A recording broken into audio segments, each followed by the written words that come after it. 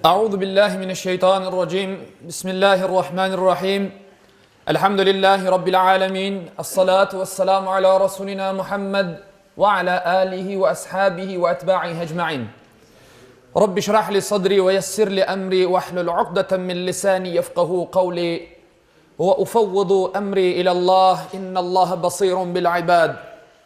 Saygılı ve muhterem cemaatim, hürmetli Müslümanlar,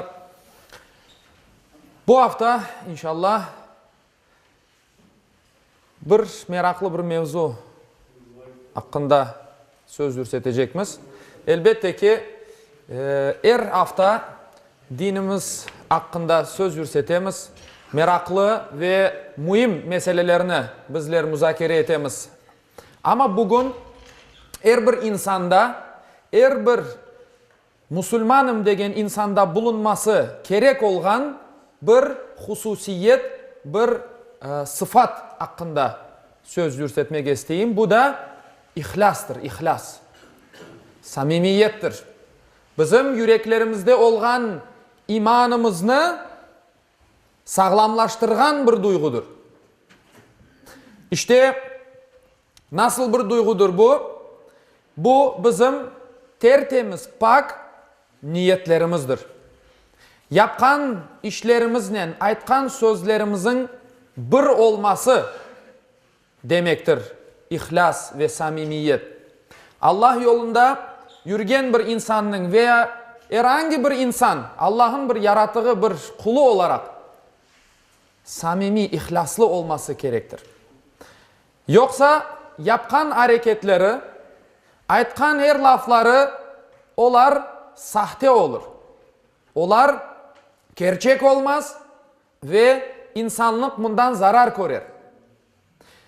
Bizler insanmız, nefis sahibimiz. Nefis sahibi varlıklarımız. İşte bu vasıf, bu sıfat, nefis sahibi olganımız bizlerini bazı vakit yanlış yollarga yönlendirebilir. İşte insanın vücudu için ruh nasıl bir emniyet taşı olsa, bir iman için de ihlaslı olmak o kadar emniyetlidir. Yani bir vücudun fonksiyonir olması için, çalışması için ruh gerek, doğru mu? Bu bedenini, bu vücudunu taşıyan ruhtur. Ruh olmasa insan yaşamay. Bir vücut ayakta durması mümkün değil. İşte bir vücut için ruh nasıl bir emniyetli ise, insanın canlı kalması için ne kadar emniyetli ise, bizim yüreklerimizde olan imanımızın da o kadar bu samimi ve ihlaslı olmamızga bağlıdır. Ona ihtiyacı vardır. Yani Allah-u Teala Kur'an-ı Kerim'de buyurar ki peygamberimizge, ait dey peygamberimizge, men Allah'a samimi bir şekilde, ihlaslı bir şekilde dinni samimi bir şekilde yaşayıp, yani Allah'a bağlanmakını, yani Allah-u Teala bana emir etti, men öyle emir olundum. Yani Allah-u Teala işte dinni tek Allah'a samimiyetle bağlanıp, ihlasla bağlanıp, ona ibadet ettiğim emir etildi de buyura Allah-u Teala peygamberimizin sözlerinden Kur'an'da. Yani bizim yapkan her hareketimiz, yapkan ibadetlerimiz Allah'a nispeten, peygamberine nispeten, bütün insanlarga nispeten, Kur'an'tamızga nispeten, ballarımızga nispeten samimi, ihlaslı olacaktır. Yoksa böyle bir Celaleddin Mevlana Rumi degen bir alim olgandır. Onun bir aytkan pek güzel bir lafı vardır. Ya olganın gibi korun, ya korungenin gibi ol. Bu sözler ne manaya gelir? Yani için ve dışın bir olsun. Ya olganın gibi korun ya da korungenin gibi ol. Aytkanını yapkanların bir olsun. Elbette ki bizler bazı vakit elimizde değil. Onun için suhbetimin başında ayttım nefis sahibi varlıklarımız. Nefis. Nefis bizlerin her daim böyle türtükler. Yani ne olacak bir kere olsun bir şey olmaz. Yani biz Müslümanlar olarak bu ihlas duygusunu yüreğimizde kontrol altına almamız gerektir. O zaman bizim ibadetlerimiz bereketlenir, bir mana kazanır. Yapkan hareketlerimiz bir mana kazanır. Yoksa hepsi yalan olur. İşte Peygamberimizin bir hadisinde aytıla, kulumның yapkan ibadetlerinden en sevimlisi bana nispeten samimi olmasıdır. Yani yapkan ibadetlerinin ihlaslı bir şekilde yapılması gerek. Bizim bu ihlas duygusu elbette ki niyetlerimizge bağlı. Bu niyetlerimizle bağlı olan bir şeydir. Eğer niyetlerimiz temiz olsa, yani bizler öz dünyalık menfaatını bir kenarga taşlap, tek Allah rızası için, bu mukaddes din için eğer hareket öte olsak, yani bu dünyalık işler bir kenarda duracaktır. O zaman ihlaslı olur. Bir fayda ondan elde eteyim dünyalık kullanmak için eğer yapılgan işler var ise, onlar işte öz maksadından dış yapılgan şeyler ola. Mesela kıyamet gününde Peygamber Efendimiz Aleyhisselatü Vesselam ne buyura? Bir şehit Allah yolunda ölgen insanga şehit deyimiz bizler. Getirilecek, ona sual edilecek, sorulacak. O da diyecek ki, Allah'ım ben senin için savaştım, cenkleştim. Senin yolunda, senin uğrunda ben cenk yaptım. Denilecek ki, sen yalan ayttın. Yalan aytasın. Sana kahraman desinler de sen uruştun. Sen cenk yaptın. Allahu Teala işte bu insanı yüzüstü cehennemge sürükletecek. Elbette ki bir kısım insanlar, şehitler, hepsi öyle olamaz. Onu yakşı doğru anlamak gerek. Bazı insanlar böyle şehit olarak bilingen herkes tarafından Allah'ın huzuruna çıkkanda Allah diyecek ki yalan aytasın. Sen kahraman oldum dep aytsınlar sana dep onun için sen cenkleştin. Bir başka insan Allah'ın o güne getirilecek diye Peygamberimiz Aleyhissalatu vesselam. İlim öğrengen ve Kur'an okugan bir çeşit insan gelecek. Hesapka. Ve diyecek ki Allah'ım ben senin için ilim öğrendim. Senin ilmini öğrettim. Yani dinni başkalarına öğrettim. Algan ilimini. Kur'an'ını da senin rızan için okuyadım. O insana denilecek ki yalan aytasın. Sen yalan aytasın. Sen alim, men alimim dep aytsınlar bana dep o ilimni öğrendin. Ve Kur'an'ını da ne kadar güzel Kur'an okuy desinler dep okugan edin. Denilecek ve o insan cehennemge sürüklenecek. Bir başka sınıf, bir başka kategoriya deyik, insan Allah'ın o güne çıkacak zengin bir insan.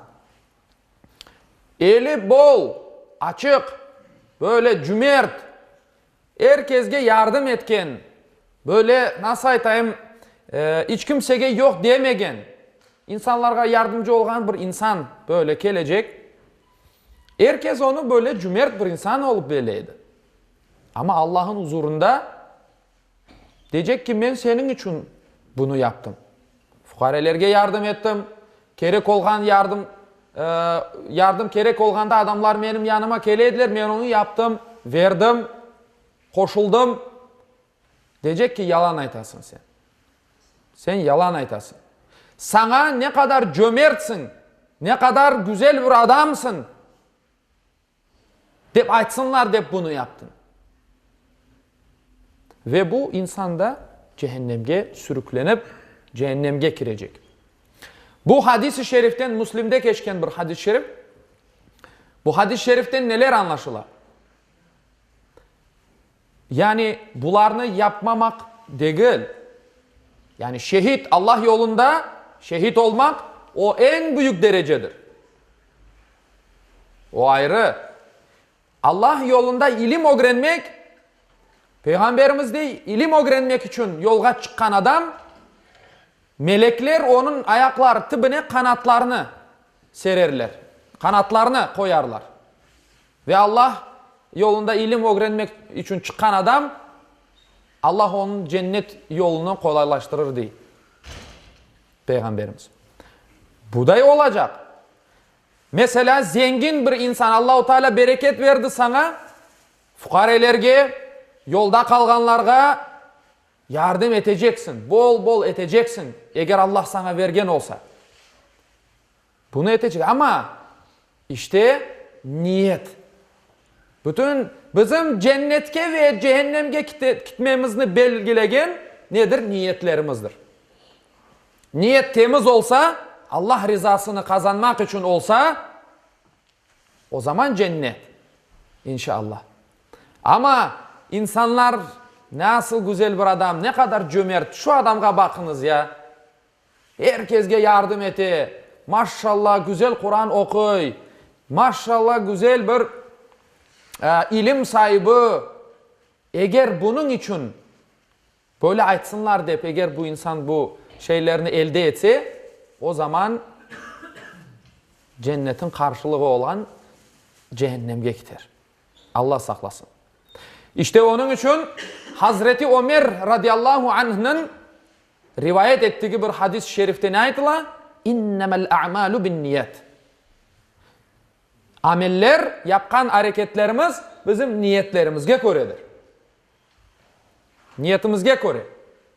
Eğer Allah ve Resulü için icret etmek istegen insan var olsa, onun kazanacağı sevap o hicret Allah ve Peygamberi için.